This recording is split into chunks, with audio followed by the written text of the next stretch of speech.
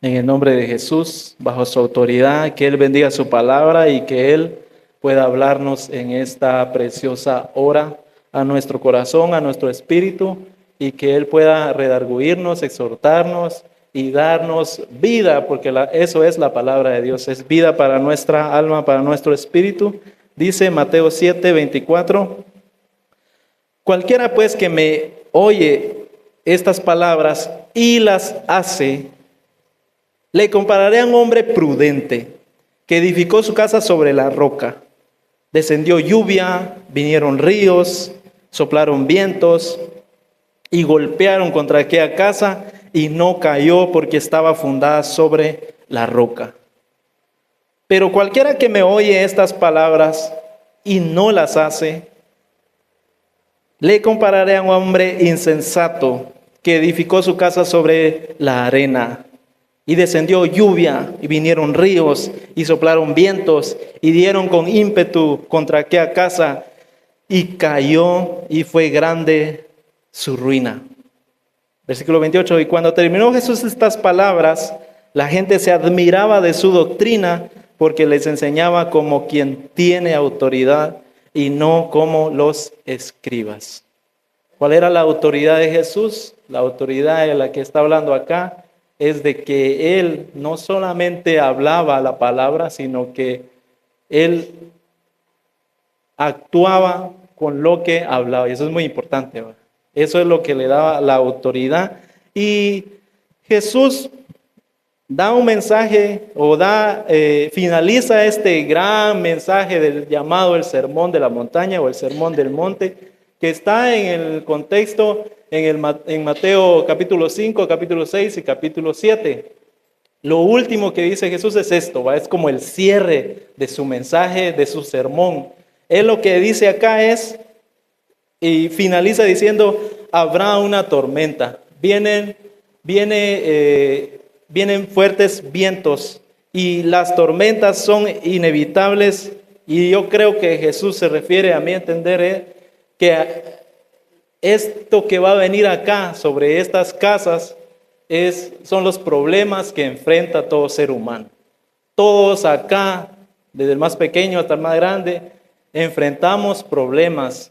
Y el mensaje de Jesús es, si ustedes no simplemente escuchan el mensaje, si no nada más lo oyen y ya lo olvidan el otro día, sino que lo ponen en práctica. Si ustedes ponen en práctica este sermón grandísimo que dio Jesús acá, entonces ustedes van a estar preparados cuando venga ese invierno, cuando venga ese problema, cuando venga esa tormenta.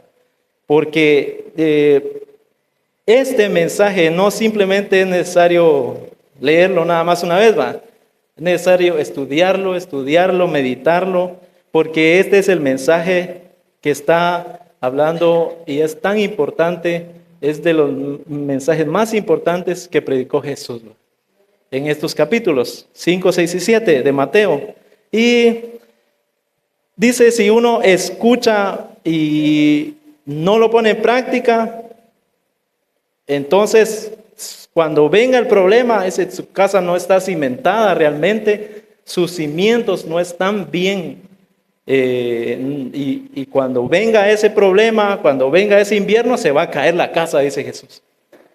Por eso es necesario, el mensaje de Cristo es que nosotros podamos permanecer, no simplemente oyendo, sino también poniendo en práctica. Y cuando uno pone atención a la palabra, es cuando realmente la está escuchando, cuando uno realmente le está poniendo la debida atención, y es el momento cuando uno puede empezar a ponerlo en práctica, cuando está uno poniendo los cimientos bien de su vida, poniendo bien las raíces del árbol que es la vida. Y cuando uno tiene bien puestos sus cimientos, entonces dice, aunque vengan tempestades, aunque el río crezca y venga con un gran huracán o lo que sea, esa casa no se va a mover porque está cimentada, porque tiene bien sus cimientos. Es lo que está diciendo acá Jesús. Y Jesús da el mejor sermón de la historia, que es la revelación de la verdadera felicidad, de la verdadera vida en realidad. Mire, habla acerca de 22 temas acá. Yo no voy a hablar de los 22, pero por ejemplo, él habla de las bienaventuranzas. Él habla acerca de que nosotros somos la sal de la tierra, de que somos la luz del mundo. Habla de cómo Jesús no simplemente vino acá a estar en contra de la ley, sino él a darle el verdadero significado a la ley. Todo eso aparece en el contexto en Mateo 5, 6 y 7. Habla también acerca de la ira, acerca del adulterio, acerca de cómo tenemos que darle a Dios, acerca de cómo hacer tesoros, no en la tierra, sino tesoros en el cielo. Habla del amor hacia los enemigos, habla del afán y de la ansiedad. Habla de cómo no tenemos que juzgar a los demás. Habla de cómo tenemos que orar. Habla de cómo podemos ver nosotros a una persona si es un falso profeta o no. Dice Jesús, por sus frutos los van a conocer. Y termina acá con esto que acabamos de leer, ¿va? O sea, yo les digo esto solo como un resumen para que podamos leerlo en nuestra casa, ¿va? No simplemente una vez, sino que sea algo que nosotros podamos leer cuando podamos, para que la palabra, ese sermón maravilloso de Cristo pueda hacerse carne en nuestras vidas y podamos llevarlo a la práctica, ¿va? Porque ese es el punto, ¿va? El punto es que no simplemente tenemos que oírlo, no simplemente tenemos que tenerlo de memoria, tenemos que ponerlo en práctica. Eso es lo que está diciendo acá Jesús. Ahora, ¿por qué el mensaje no se pondría en práctica después de escucharlo, después de entenderlo? Ya lo entendí, pero está difícil. ¿Por qué entonces la gente dice, ya lo entendí, pero ya de dicho al hecho hay mucho trecho, dice un dicho, va? Ya lo entendí, pero ¿por qué no lo puedo poner en práctica? Y dice 2 Timoteo 3:12, que lo voy a leer yo acá, dice, y en verdad, todos los que quieren vivir piadosamente en Cristo Jesús serán perseguidos, dice. O sea, que cualquiera que quiera vivir una vida en devoción, que quiera vivir una vida piadosa, dice acá, los que quieren vivir piadosamente en Cristo Jesús serán perseguidos. Entonces aquí ya empieza el problema, ¿va? Lo que quiere decir es de que el mensaje de Cristo trae prueba. El mensaje de Cristo trae una prueba y esa prueba no la podemos evitar. Eso lo dice también en muchos textos. El mensaje trae persecución porque es una lucha con nuestra forma antigua de pensar. Por eso es de que trae esa prueba, por eso es de que va a ser perseguido el mensaje que cuando usted lee la palabra de Dios, usted siembra en su corazón y la palabra de Dios para dar fruto tiene que, dice acá, o mejor dicho, antes de que dé fruto, va a ser perseguido. Va a haber una lucha. ¿Y por qué?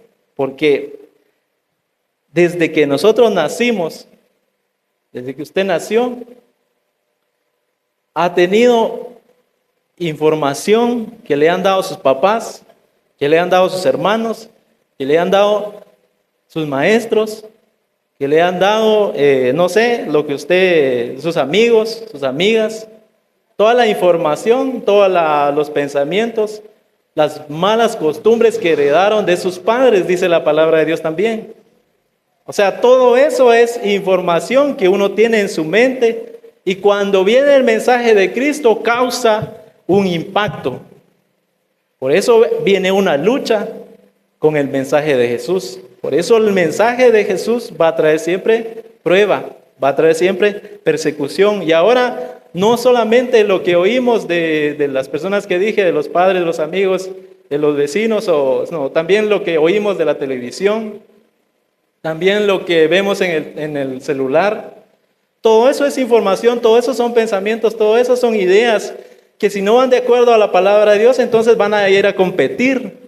Ahí es donde donde ocurre la lucha, donde ocurre la persecución de la palabra. Y eso es muy importante comprenderlo, porque no simplemente se trata de del choque que va a tener uno con la gente que va a querer robar la palabra de Dios, sino también del diablo. Y no simplemente, porque esas son las formas en las que uno puede luchar con la palabra de Dios. Uno lucha cuando obtiene una promesa de Dios, cuando empieza a leer la palabra y empieza a querer vivir en esa palabra. Uno lucha con la gente y esa lucha es exterior, va. Uno lucha también con el enemigo, con el diablo, va. Pero también hay una lucha que es difícil, y esa lucha es la lucha interior. Y esa lucha interior es todo lo que usted ya piensa, la información que usted ya tiene. Usted ya tiene esa información en su mente, por eso cuando viene una nueva información, viene una nueva forma de ver la vida que Jesús quiere darnos, va a haber ese choque, va. Ese es mi punto. Dice que la palabra filosofía se compone de dos palabras, filosofía, que significa amor al conocimiento, amor a nuestros pensamientos. O sea que nosotros en realidad, nuestro cerebro ama nuestra forma de pensar. Usted ama su forma de pensar. Por eso, como usted ama su forma de pensar, el cerebro ya está acostumbrado a la forma que ha pensado durante años. Cuando vienen nuevos pensamientos es cuando está el choque ahí va. Eso es. ¿Y qué es lo que hay que hacer entonces? Hoy podemos tomar una decisión. Y la decisión es, yo no voy a amar mi forma de pensar, mi filosofía. Yo voy a amar la palabra de Dios. Yo voy a amar no mis pensamientos, sino los pensamientos de Dios. Eso es una decisión que hay que tomar y que nos va a llevar toda la vida, pero hoy podemos iniciar.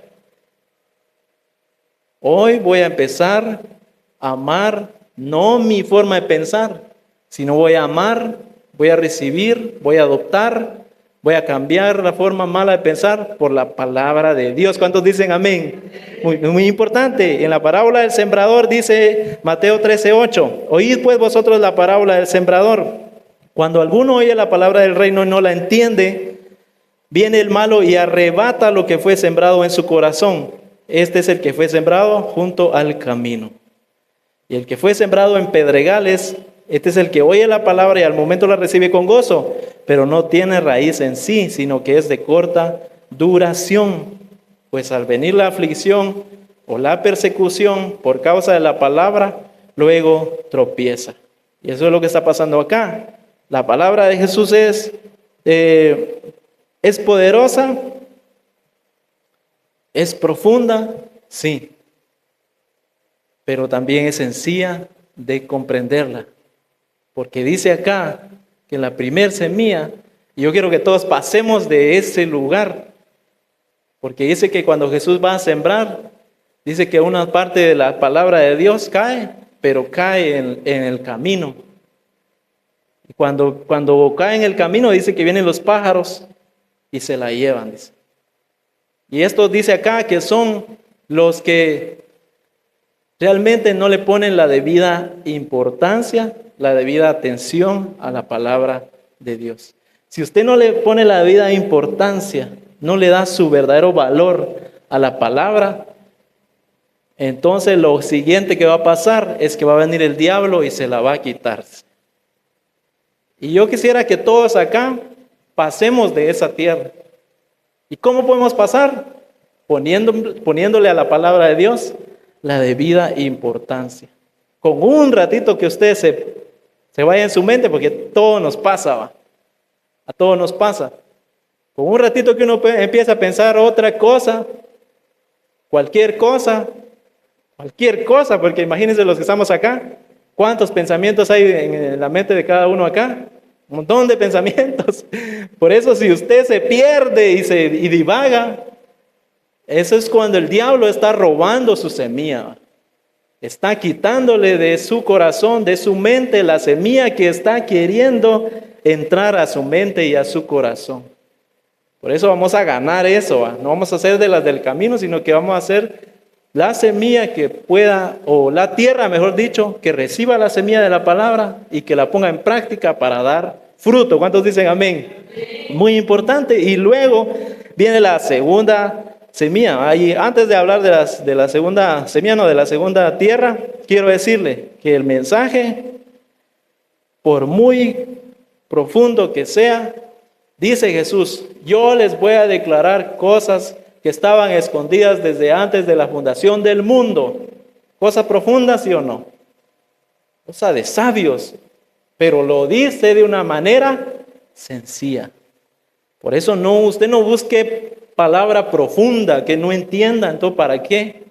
¿De qué sirve a mí que me hablen con una oratoria increíble o con una forma tan elocuente de hablar con palabras que yo no entienda? Eso no es el Evangelio. El Evangelio tiene que ser de una manera profunda, sí. Misterios de la palabra de Dios, dichos de una manera sencilla, para que lo podamos poner en práctica y así podamos dar fruto. Pero cuando uno dice, bueno, yo le voy a poner toda la atención a la palabra de Dios, así que concentrado, por favor. Ahí está. ¿Qué es lo que sucede acá? Dice que el siguiente problema es de la segunda tierra, es aquella que está sembrado en pedregales, en piedras, va. Brota pronto, pero no tiene raíz, es de corta duración, porque solo creen por un tiempo nada más. Solo un tiempo se cree la palabra y ya después, cuando viene, o porque la pregunta es, ¿por qué cree por un tiempo? ¿Por qué es de corta duración? ¿Por qué simplemente por una temporada? ¿Qué es lo que está sucediendo acá? Ya se concentró, ya puso la atención y ya recibió la palabra, pero solo la creyó por un tiempo. El lunes ya se le olvidó todo, o mejor dicho, a las 7 de la noche ya no se acuerda nada del tema. ¿Qué es lo que está sucediendo acá? Dice que lo que pasa es de que no tiene raíz y es de corta duración, porque cuando viene la persecución y viene la aflicción, dice. ¿Qué es lo que quiere decir? Dice que cada palabra que usted recibe de Dios tiene persecución y tiene aflicción. Tiene una presión. Eso es lo que estábamos diciendo hace un rato. O sea, cada palabra que usted recibe tiene que tener una lucha. Y esa lucha puede ser en su mente, puede ser por la gente que le va a decir, sus amigos, o cualquier persona que venga a querer luchar y quiera quitar esa semilla que ha sido sembrada en la palabra de Dios en su corazón.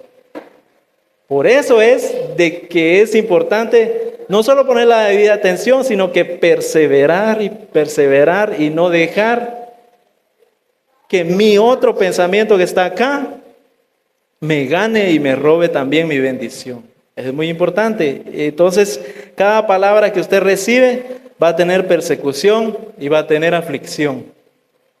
Eso es que tiene que comprenderlo. Si usted recibe una palabra, va a tener esa persecución. Va a venir alguien y se va a venir a burlar de usted. Va a venir alguien a querer robárselo. Va a venir alguien, y no solamente eso, va a venir en su interior, va a haber una lucha también.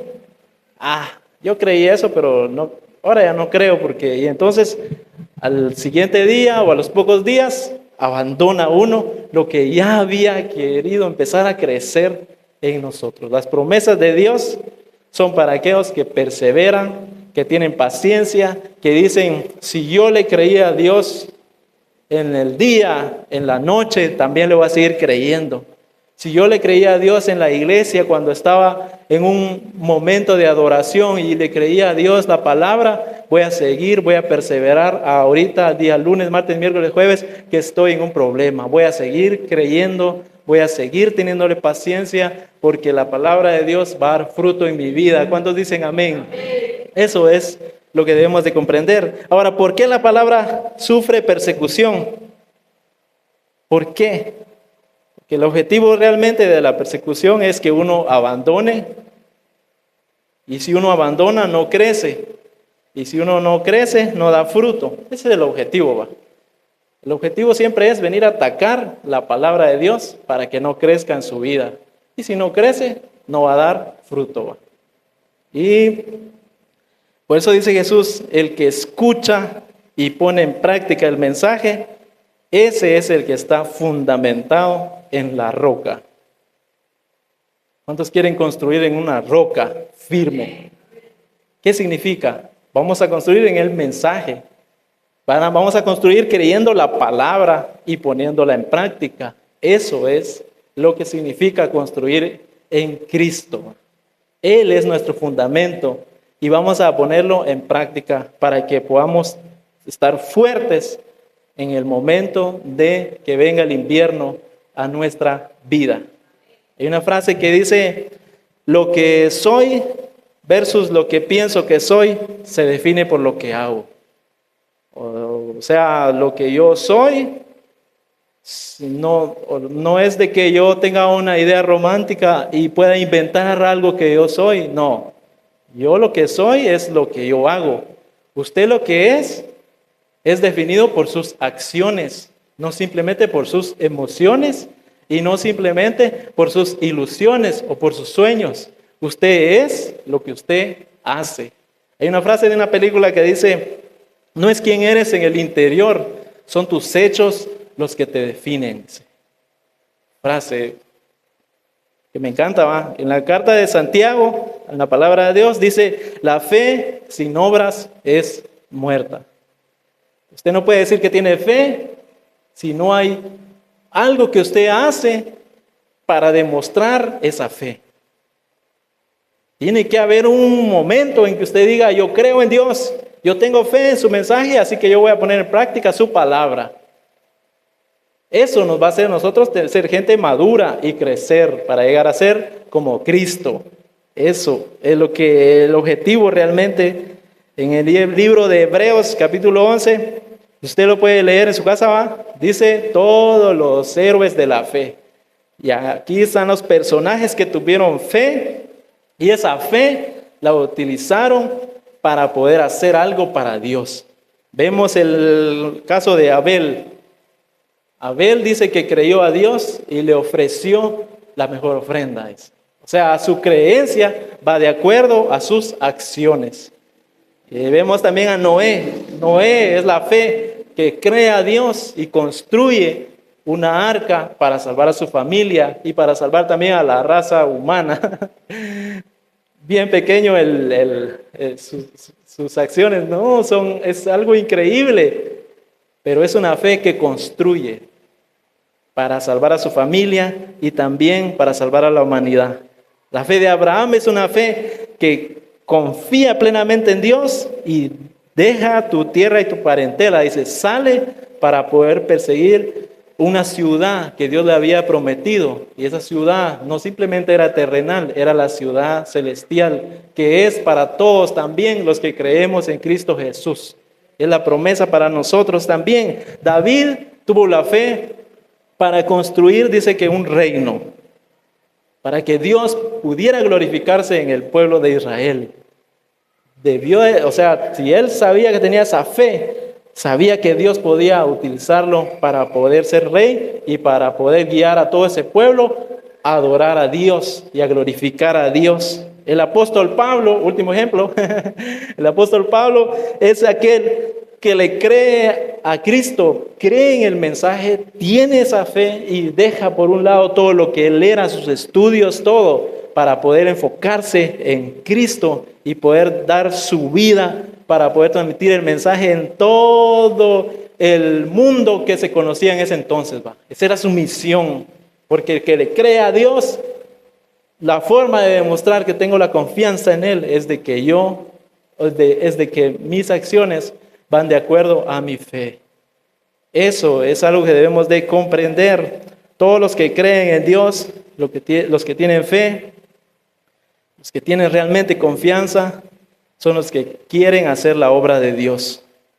Y entonces el reino de Dios crece en los corazones de aquellos que le creen, aquellos que vamos a empezar a estudiar, vamos a empezar a llenarnos de la palabra de Dios. No solo estudiarla, sino también ponerla en práctica. 3 cosas muy importantes ya para terminar. Primero, para llegar a lo práctico, va. Bueno, que solo práctico he estado hablando, pero algo más práctico, sencillo, que podamos nosotros ponerlo ya en práctica hoy en la noche es tomar un tiempo para la oración.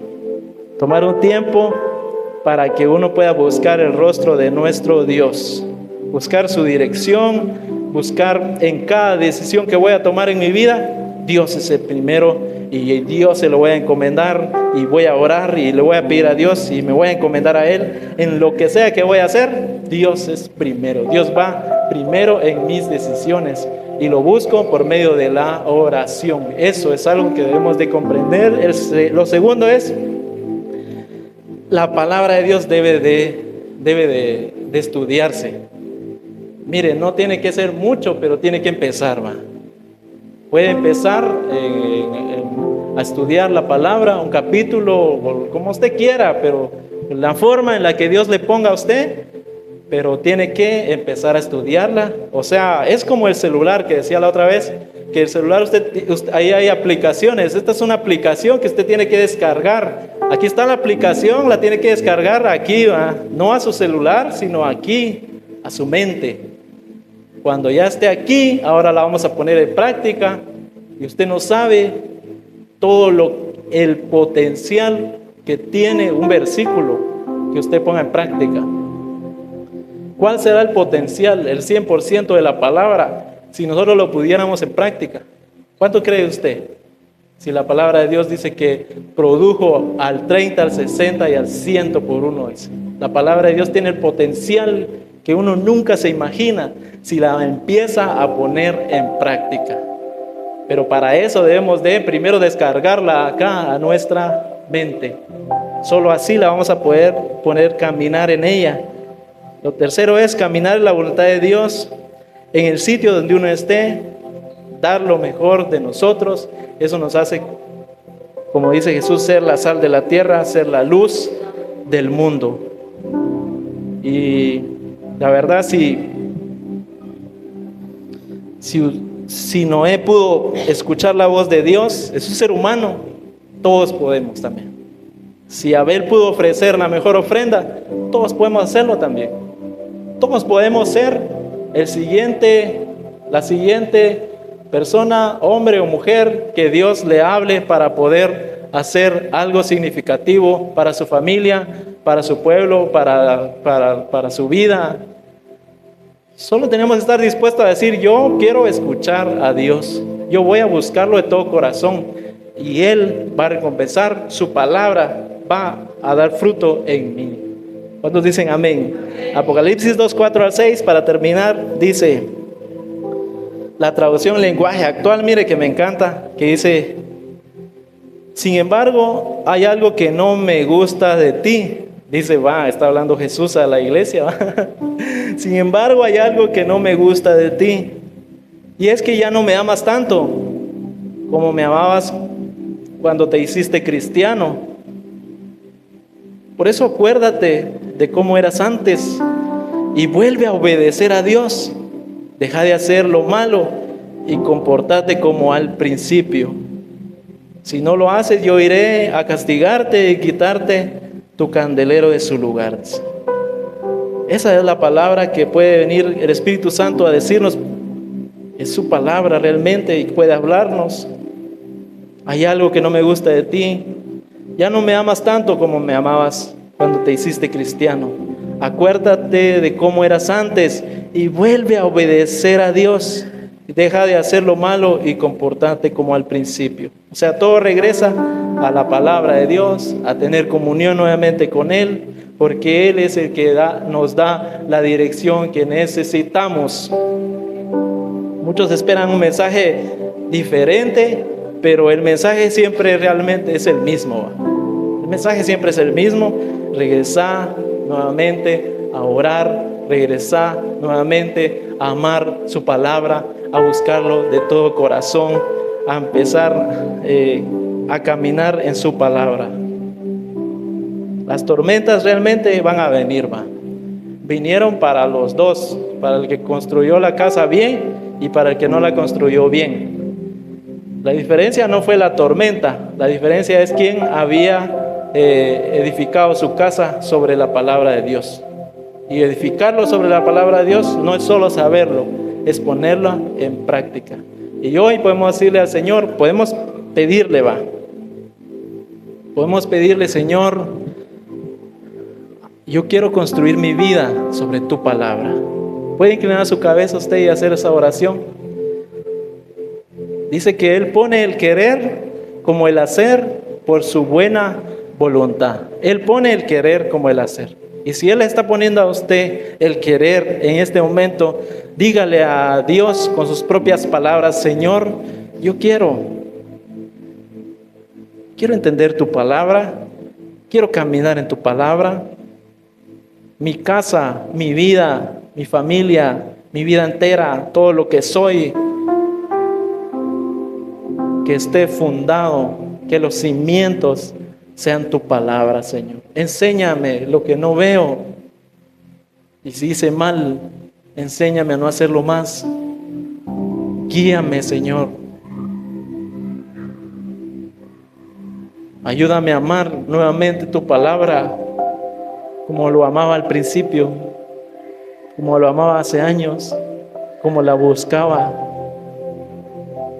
La buscaba como que fuera comida. Bienaventurados los que tienen hambre y sed de justicia, porque ellos serán saciados, dice Jesús. Hoy es el día que podemos escuchar la voz de Dios que nos llama y que nos dice: acuérdate de cómo eras antes y vuelve a obedecer a Dios. Deja de hacer lo malo y compórtate como al principio. Gracias, Señor, por tu palabra. Bendecimos tu nombre. Te adoramos porque tú eres nuestro Dios por sobre todas las cosas. Nuestras manos levantadas en este momento. Levante su mano. Dice la Biblia: levanten delante de Dios manos santas.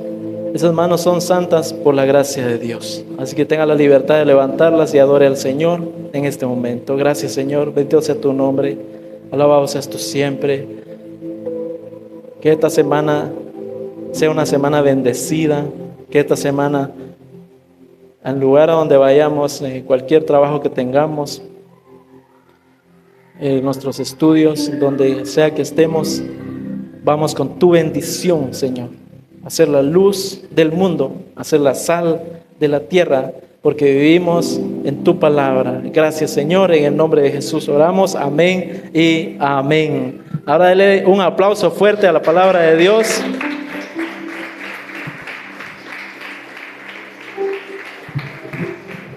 Que Dios les bendiga. Nos vemos el próximo domingo.